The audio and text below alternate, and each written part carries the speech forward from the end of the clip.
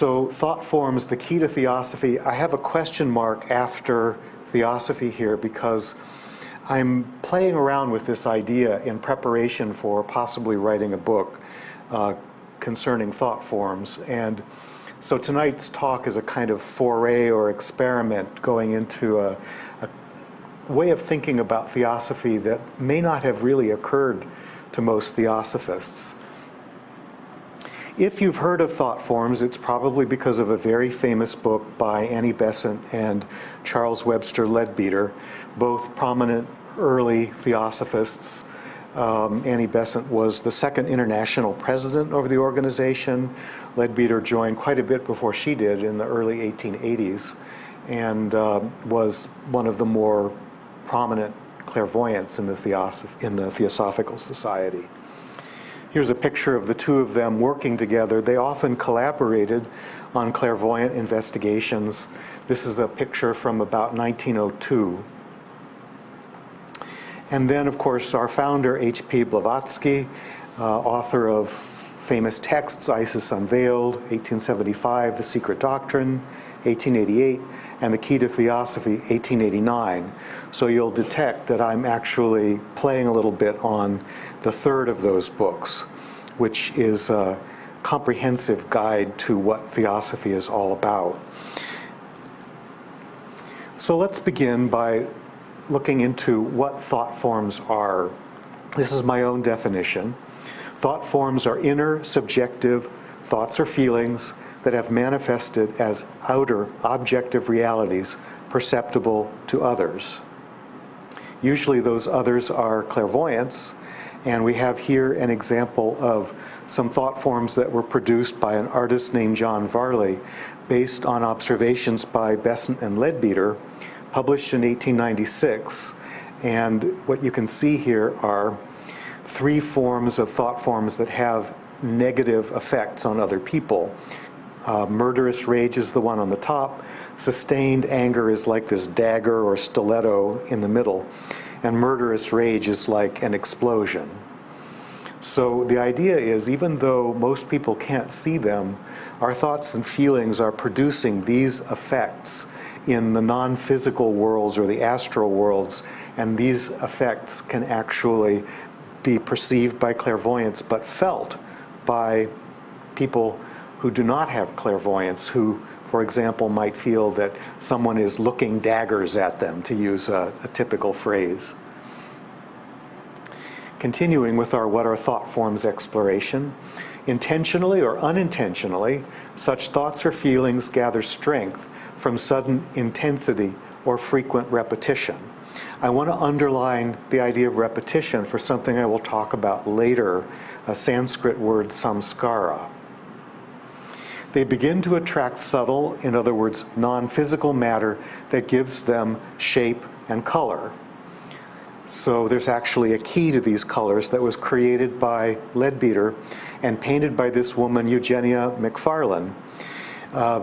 It has long been a question as to who did the paintings in the book Thought Forms. All we knew was that there was a Miss McFarlane, and I've been able, through my research, to discover her name and her history. And that's one of my book projects currently. This is the frontispiece to the book, and each of these colors, as you can see, has a word or a phrase underneath it indicating what it means. Obviously, it's not really readable, but if you look at the book, you'll see what's involved here. So thought forms develop within various layers of the aura, or you can think of it as an energy field that surround the physical body. And in Theosophy, we describe several of these layers of the aura, which are also our subtle or non-physical bodies. An etheric body layer that's about 9 inches out from the skin that has to do with health and vitality. An astral emotional layer that's a little farther out. A mental body layer that's quite a bit farther out. And a causal or soul body layer that's up to 5 feet out. And here we have a picture of an aura as seen by Leadbeater and painted by Maurice Edouard Prozor. for a book in 1902, The Causal Body of the Average Man. And you can see that these colors that are present there are examples of the beginnings of thought forms. They start as a cloud of color and then eventually take on something more realizable as a form. So thought forms may develop sufficient strength to be launched toward other people with supportive or detrimental effects, depending on their positive, benevolent, or negative, malevolent content.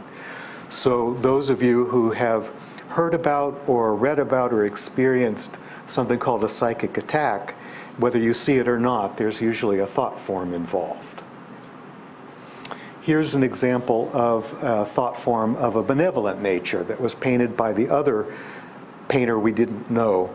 He's called Mr. Prince in the book, but his real name is Thomas Tertius Prime. There was obviously a misprint in spelling his name. This is a magic lantern slide from the archives of the Theosophical Society. You could call that late 19th, early 20th century PowerPoint. And this was called On Meeting a Friend, and obviously is intended to represent a kind of embrace for the friend. Most of us remain unaware of the thought forms we send or receive in this way, though we may perceive their effects on ourselves or others. So here we have some more examples painted by John Varley. At the top we have vague, pure affection, sort of like the cloud of rose color that was in the earlier aura illustration. It doesn't really go anywhere, it just kind of hangs out, but it can develop strength if we keep pouring energy into it. And then in the middle one, definite affection has an aim. It's going towards somebody, and again, there's that intention to embrace. And a more detrimental effect would be this idea of grasping animal affection, meaning in Victorian parlance, translated into today's expression, sexual greed probably is a better way to put it than affection. But you can see the hooks that are reaching out, trying to draw somebody in. Persons gifted with clairvoyance, a word that means clear seeing, in other words, psychic or spiritual vision, may be able to perceive and describe the colors and shapes of such forms. Many people will understand this to mean that you look at somebody and you can see shapes hanging around their head or hanging around in their aura. And this ability does exist for some people, but it's also possible to perceive thought forms internally. So for example, I'm trained as a classical composer. Sometimes when I'm listening to a piece of music, often with my eyes closed and headphones on, a form will show itself to me that's in some way a subtle realm version of the piece of music that I'm looking at, and I can contemplate it as if it were a sculpture from a number of different angles. And I often feel when I'm writing music that I'm, in a sense, trying to realize in sound a similar shape or thought form. And here's an example, probably one of the most famous examples of clairvoyant vision of music, painted by Eugenia McFarlane and published in Thought Forms, again from a magic lantern slide from our archives here, illustrating the music of the composer Wagner. Towards the bottom there, you can see the outline of a church. The idea is that an organist was playing music of Wagner and a clairvoyant was stationed outside of the church, and this was the thought form that spread out into the atmosphere from the vibrational effects of the music. Now, I often in my talks try to bring in an element of history, and I want to talk in particular about the history of this term, thought forms. One of my reasons for doing this is we read about these things when we are members of the Theosophical Society without ever really questioning where the terms themselves came from. They had to come from somewhere. They were borrowed or they were invented. Somebody was responsible. What is that history? This is something that interests me very much. So we'll start in 1875, actually 1877. The Theosophical Society was founded in 1875. In 1877, this excerpt from Isis Unveiled was published by Madame Blavatsky. In the Brahmanical and Buddhist ideas, a curse, a blessing, a vow, a desire, an idle thought can each assume a visible shape and so manifest itself objectively to the eyes of its author or to him that it concerns, in other words, the recipient. Every sin becomes incarnated, so to say, and like an avenging fiend persecutes its perpetrator. So she was trying to point out here that thought forms are active forces in our effects on other people. But they can also have a negative effect on the ones who create them. So as I mentioned, that's from Isis Unveiled. Going on to 1880, an article of Madame Blavatsky that's maybe not quite so well known. She said, every thought of man upon being evolved passes into the inner world and becomes an active entity. I'm sorry, this is from the Mahatma letters. Every thought of man upon being evolved passes into the inner world and becomes an active entity by associating itself, coalescing, we might term it, with an elemental. An elemental is a nature spirit, non-human, often non-physical, only visible to people with clairvoyance. But the elementals become carriers of a thought form. So what she's saying here is, if I have a very negative thought of anger that I'm directing towards someone, an elemental being will come and merge with that thought and then become a carrier of that thought, take it to that other person, and that's the basis of the psychic attack. I'm responsible for it if I've created the thought, but there's this messenger that also carries it. This is something I'll talk more about in the workshop on Saturday. That is to say, with one of the semi-intelligent forces of the kingdoms. So we think of elemental beings as beings, but they are also forces, two different ways that they can be perceived. All the forces of nature are have elemental beings behind them. It survives as an active intelligence, a creature of the mind's begetting for a longer or shorter period proportionate with the original intensity of the cerebral action which generated it. So in other words, the greater the intensity of the thought, the stronger the being who carries it and the longer it lasts and the more damage or good it can do to other people. Thus, a good thought is perpetuated as an active, beneficent power, an evil one as a maleficent demon. Man is continually peopling his current in space with a world of his own, crowded with the offspring of his fancies, desires, impulses, and passion. A current which reacts upon any sensitive and or nervous organization, in other words, a clairvoyant, which comes in contact with it in proportion to its dynamic intensity. The Buddhist calls this his skandha, a Sanskrit word meaning aggregates or mental formations. The Hindu gives it the name of karma. So thought forms are intimately connected with karma, something that I will develop as the talk progresses. The adept, or the master, the magician, evolves these shapes consciously. Other men throw them off unconsciously. So this is a fairly famous quote from the master K.H. or Kutumi, written in a letter of 1880 to an English man who was living in India, Alan Octavian Hume. Now we come to Madame Blavatsky and her article from 1888. She says, science has established the fact that thought is an energy.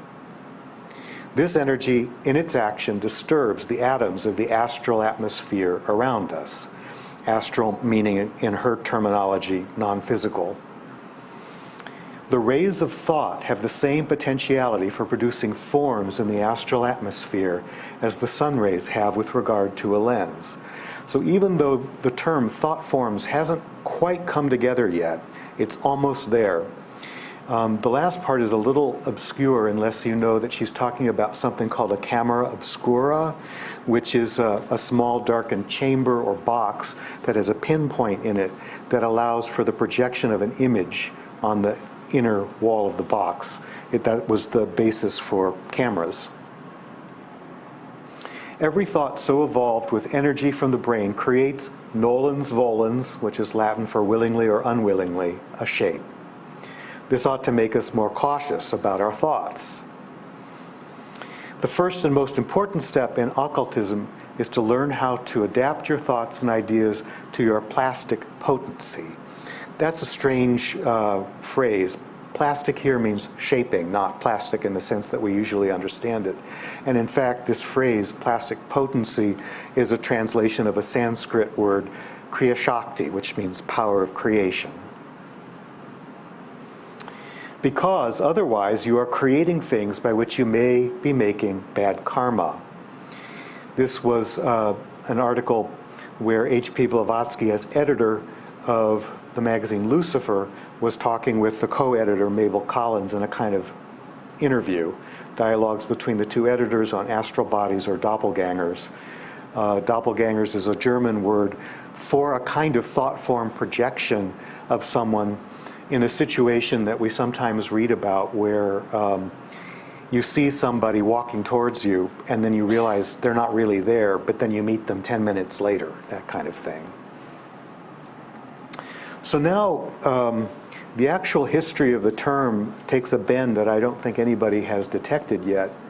There was a magazine that was published in its first volume in 1887-88 called The Esoteric by Hiram Ephrastus Butler, who was not one of Blavatsky's favorite people, but that's another story. In this magazine, he kept referring to thought-forming powers, which was what his translation of Kriya Shakti, and thought-forming process, which means Kriya Shakti in action. And then he would talk about thought formations, which is samskara, mental formations, one of the 5 skandha. That was the word that I asked you to remember earlier, mental aggregates. And thought forms, therefore, is a shortened version of thought formations. And that comes from the Esoteric, first volume, 1887-88. I didn't try to make a slide for the next step. There was a Theosophist who reviewed that volume who used the word thought forms, and was the first time that happened within a Theosophical Society publication, and it wasn't long before it was everywhere. And then we had our first definition of the term in 1891 with Annie Besant. For the intelligence and the will of man are creative forces, not creative ex nihilo, in other words, from nothing, but creative as is the brain of the painter. And these forces are exercised by man in every act of thought. Thus he is ever creating round him thought forms, molding subtlest matter into shape by these energies. Forms which persist as tangible realities for those who have developed the senses whereby they are cognizable. And that came from a pamphlet called The Law of Population. So there is an ongoing history from here that I'll go over very briefly. The main reason for my doing this is to let you know, if you're interested, some books that you can look into to learn more about thought forms. Madame Blavatsky died in 1891, and so from this point forward, Besant and Leadbeater were the primary carriers of this idea, and it went on for another 25 years. So essentially we're talking about a theosophical project that lasted 50 years, using the term thought form, and is so deeply embedded in our thinking that we don't think about its origins or its implications. So there was a set of theosophical manuals published in the 1890s. The second one was called Reincarnation. This has to do with thought forms in the sense that each time you come into a new lifetime, you're programmed, as it were, with information from a previous lifetime that will have an effect on the present lifetime. The container of that programming essentially is a thought form. Later on it gets known as something called the permanent atom, but that's another very complicated subject that I won't get into. The fourth of the Theosophical manuals is about karma, and this is the one that I most especially recommend for people to read. These are short books, 70 pages. They're tiny in format, only about that big. The language is 19th century, the paragraphs are long, but they were really intended to bring Theosophy out to a popular audience. And I think they still communicate very well to us. But you definitely will want to think more carefully about how you think after you read this book when you see the connection between thought forms and karma. And then Leadbeater wrote a book on the astral plane, which is the plane we go where we dream, but also the plane on which some elements of the afterlife take place. And there's quite a lot of information in there on thought forms because our dreams are thought forms, the characters in our dreams are thought forms, the scenes are thought forms, and there are beings that are themselves thought forms. They're called artificial elementals. Not artificial in the sense of being fake, but artificial in the sense of having been shaped by the mind of a human being in the way that Madame Blavatsky was talking about in an earlier slide. And that's a good read for anybody who's interested in astral travel. The next one in the series of 7, the Devachanic plane, also by Leadbeater, talks about a higher realm of the afterlife, which had this old-fashioned name, Devachanic. We would call it the heaven world now. Also a very good book, but I think people might be scared away by the strange word. It's got a controversial derivation from Tibetan, meaning a number of possible things have been suggested. One of them is land of the gods or something of that nature. And then finally in this series of 7, Besant wrote a book called Man in His Bodies that talked about how the subtle bodies are inhabited in a sense by elementals and are creations of them and are therefore thought forms of their own. And then Annie Besant brought all of this together in The Ancient Wisdom, which is also a very good overview of Theosophy, if you skip the first 60 pages, which I highly recommend. I recommend this because in a very condensed way, Annie Besant wants to demonstrate that theosophical ideas are present in all the world's religions.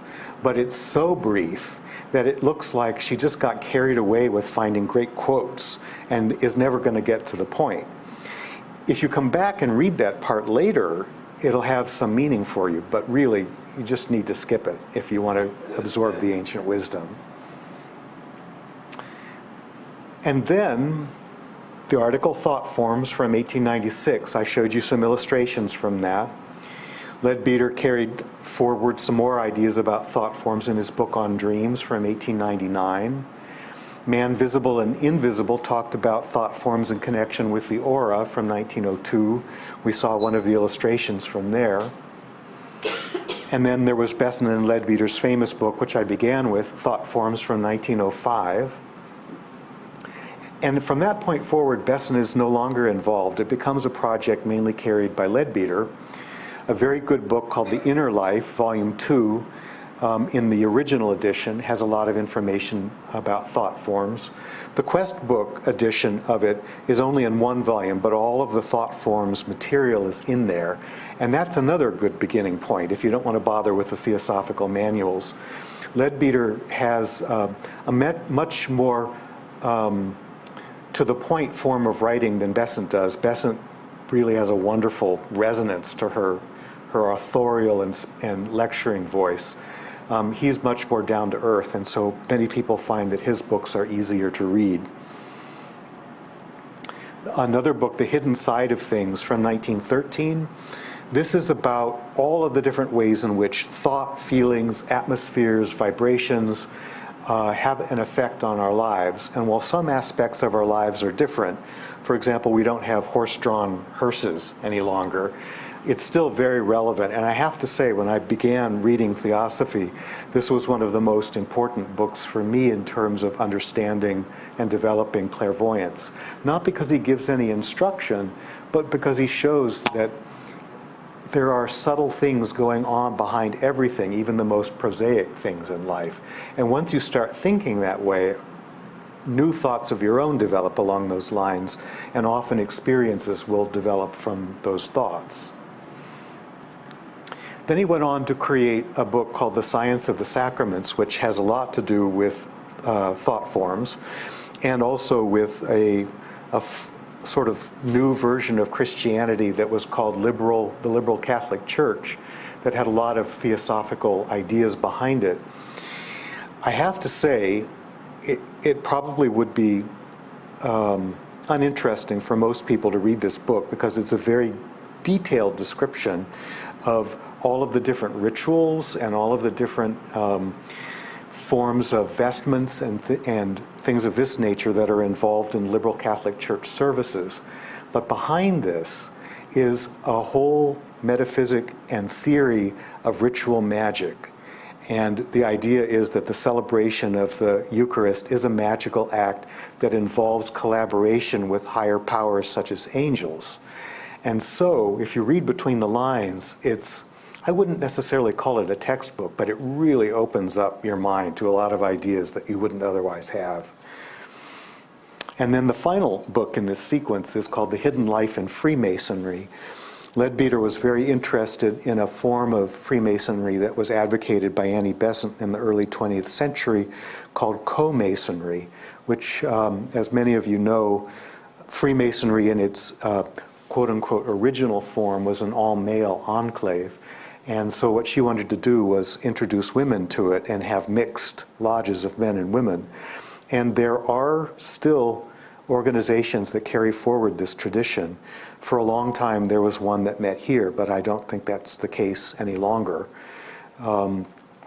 This one is also a course like the Science of the Sacraments and ritual magic, but it's much more explicit, using the rituals of Freemasonry and doing something that, you're not, if you're an initiated Freemason, you're not supposed to give away the secrets. So he has this habit of just referring to things by the first letters. And if you're a good, careful reader, or if you know where to look on the internet, you can always fill in the blanks, and then it's a little bit like a theosophical version of Mad Libs, and a sort of puzzle that's fun to put together. But again, if you're interested in ritual magic, there is a considerable amount of information there. Food for thought, but also demonstrations of how the forces of the angels are involved in any kind of ritual behavior. So now, let's look at this idea of thought forms as the key to Theosophy. What I want to do in the next couple slides is just point out how much ground we've covered looking at this single subject. Thought as energy, astral or non-physical matter, the power of creation or Kriya Shakti, elementals as carriers of thought, inner sense perception, clairvoyance or clear seeing, karma and ethics. This is probably the most important from Annie Besant's standpoint. The idea of non-harming in thought, feeling, and action as a way to be friendly to all living beings, as she liked to call it. And many of her works have to do with the theosophical ethics of non-harming.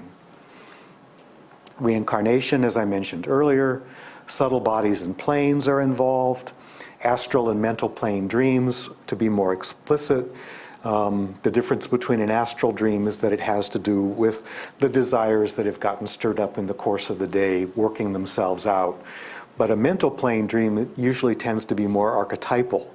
So if any of you have dreams of going to a place of study, for example, or university, often that will be a mental plane dream.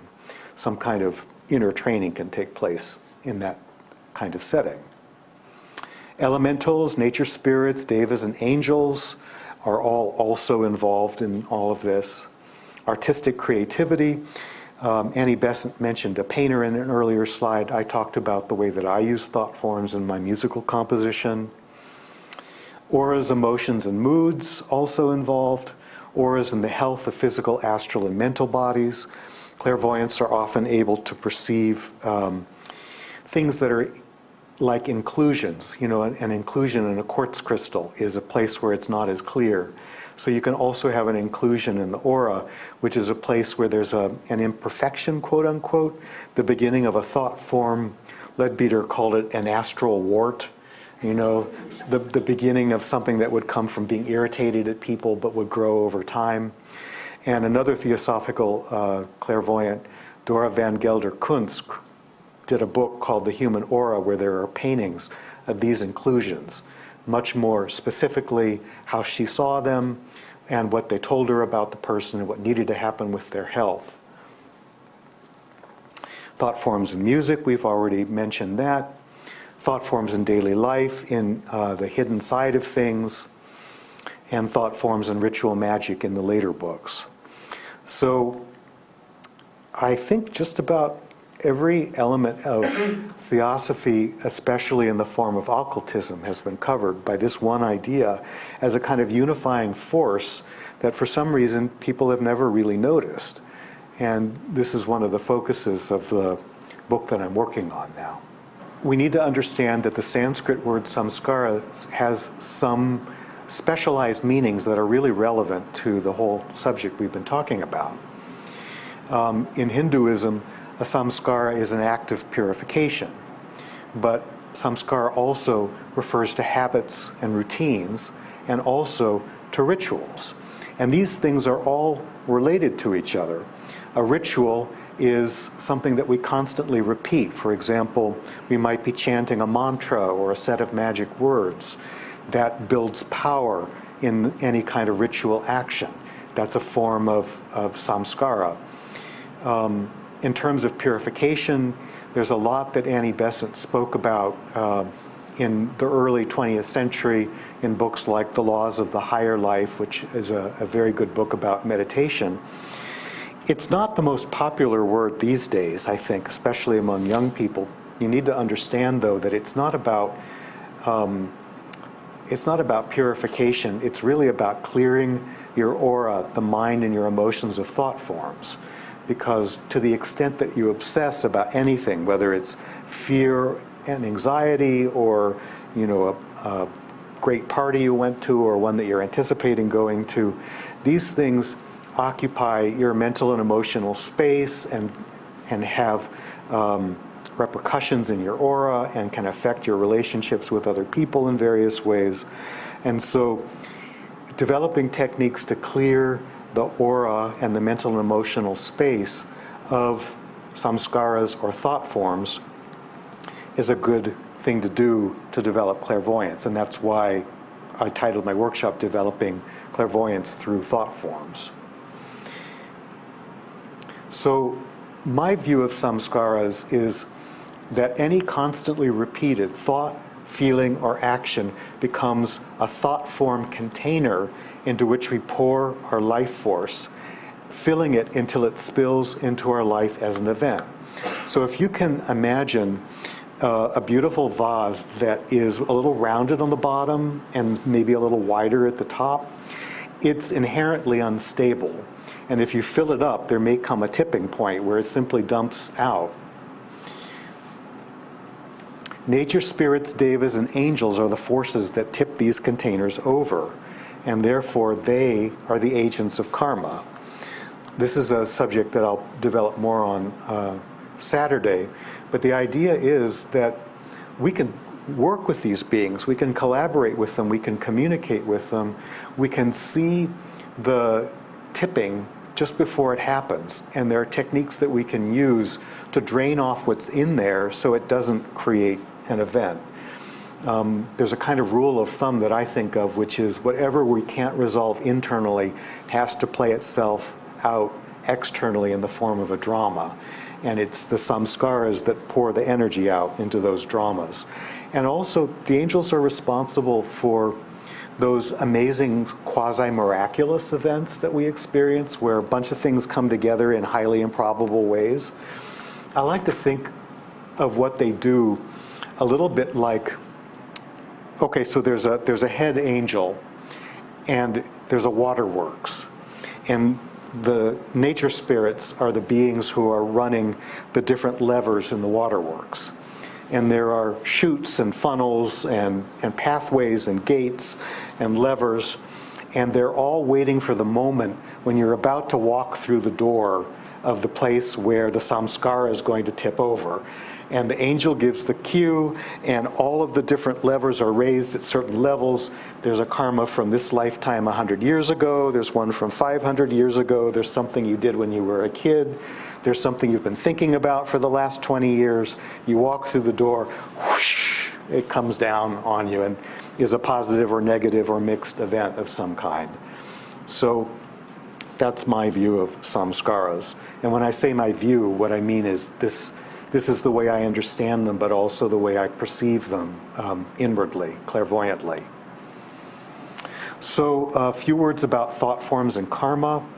Every one of our thoughts and feelings carry helpful or harmful intentions for which we're responsible.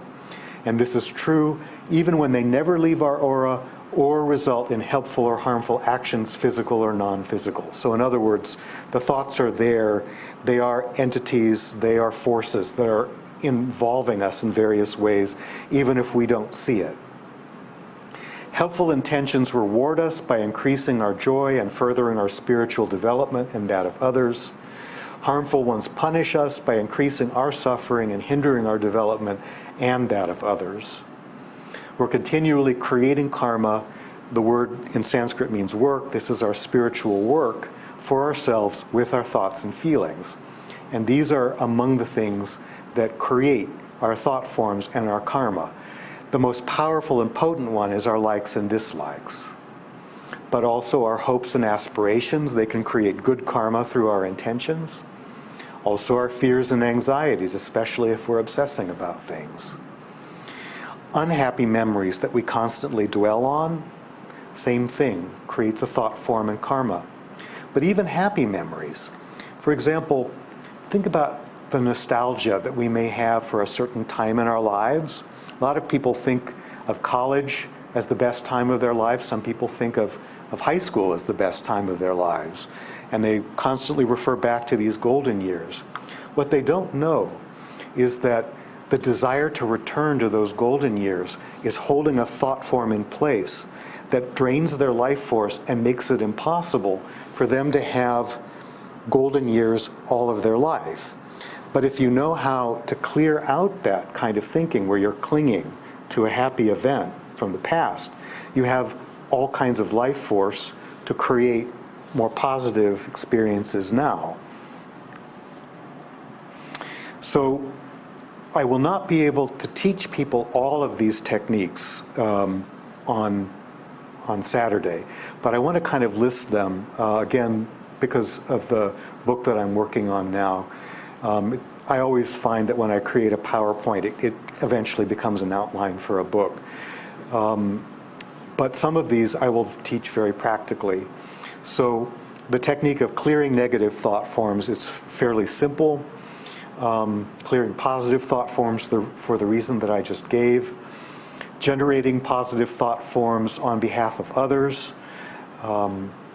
Preventing the generation of negative thought forms for others. In other words, unintentionally creating a psychic attack. Protecting ourselves from the negative thought forms of others. I'm almost certain I can get through all of that on Saturday. It might seem a little odd that I'm talking about unintentional psychic attacks, but I've become aware recently that if somebody that I know is in a desperate state and constantly thinking of me, there is a kind of clinging that is not an intentional psychic attack on their part, but can make it really difficult for me to focus or concentrate on my work. And so, arguably, that's a psychic attack. And there are ways that that kind of information can be siphoned off so that it doesn't interfere. Continuing, identifying, draining, and dissolving thought forms and samskaras. This I can at least talk about. I can't really teach the technique. It would be a whole workshop in and of itself. But for the sake of purification of the aura, developing clairvoyance by getting rid of the thought forms that are preventing us from seeing things clearly, and clearing karma without physical dramas. And then finally, again, another whole workshop about collaboration with devas and angels on reality creation through Kriya Shakti. These are techniques that I've developed based on theosophical principles over the last 15 years in some classes that I've been holding in Boston.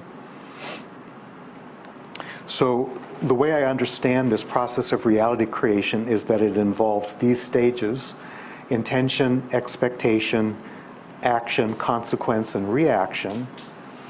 And the intention involves the creation or shaping of a desirable thought form. The expectation, the hopes and fears, are going to be the stagnant thought forms that interfere with that and make it less likely that we'll get our full intention. The action is then the pouring of the energy stored in the thought forms into events, which we can consciously do. And then there's the consequence phase, which involves the devas. We usually think of consequences as something that come after an event, but in fact, we can feel the pressure of an event that's about to manifest itself in physical reality, and that's one minor form of clairvoyance. And at that point, it's still possible to have a dream that can siphon off whatever energy is going to be called out by that samskara pouring out. But we can also work directly with the devas in finding out where it's coming from, and there are techniques that we can use to modify that. I'm not talking about praying, for example, to devas to spare us, so to speak, but prayer can be a powerful form of creating thought forms also. So collaborating with angels, devas, and nature spirits to clear karma before it becomes a physical event. And then finally, the reaction phase is something we're responsible for. If we're disappointed and unhappy, we tend to create an unhappy thought form. That becomes a feedback mechanism that gets added to the hopes and fears stage. And then our intention has that much more trouble manifesting itself. And in a sense, all we really need to do is just keep the process going by asking if our intention was clear, what expectations, hopes, and fears were getting in the way, and were my actions appropriate.